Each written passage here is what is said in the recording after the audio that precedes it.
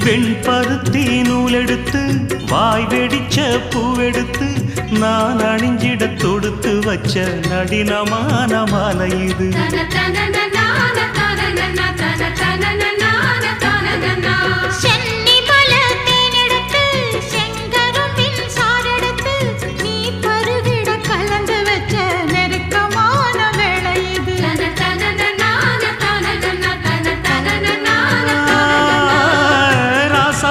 உடம்பிருக்கும் ரவிக்க துணி நானாக அன்னாடம் சூடி கொள்ள ஆசை வச்சாகாதா.